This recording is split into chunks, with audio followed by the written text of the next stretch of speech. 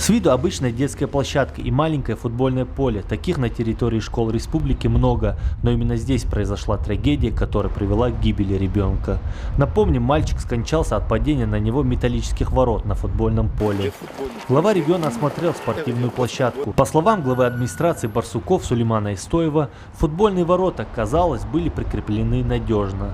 Приварили. Вот они штыри. В 4 углах. Вот второй штырь. Однако старшеклассники переусердствовали, отчего основание ворот ослабло.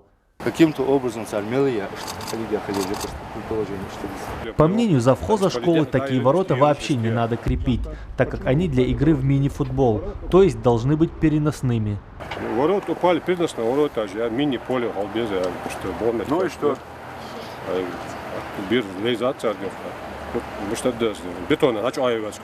Юнусбек Евкуров раскритиковал работу директора школы и завхоза, который, по мнению руководителя региона, после установления спортивного инвентаря не проводили регулярную проверку. Тем более речь идет о детях.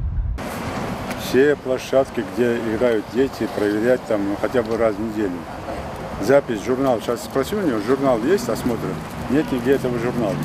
Почему ты не видишь опасность для детей тогда?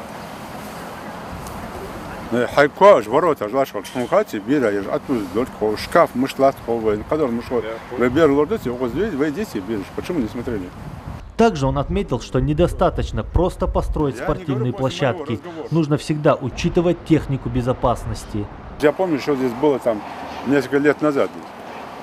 Бурьяном все заросло.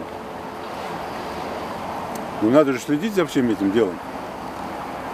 Биришь, дети, вы бассейн не проверяете, беговую дорожку не проверяете, ничего не проверяете. Глава Ингушетии потребовал дать правовую оценку действий должностных лиц, ответственных за обеспечение безопасности детей.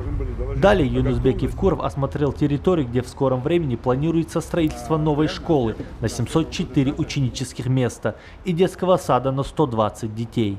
20 соток земли есть администрация, есть 42 соток есть садик.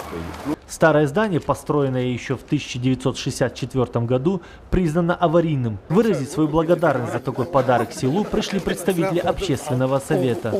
Вот здесь будет школа Далендели, вот это все сейчас примем решение, снесем, вот здесь будет садик, вот это все территория под садик. Школы, садики, стадионы, солдаты.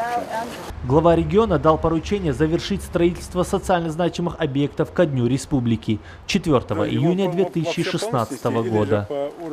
Хусен Гагиев, Ахмед Парчиев, Юнус Цичоев. Новости 24.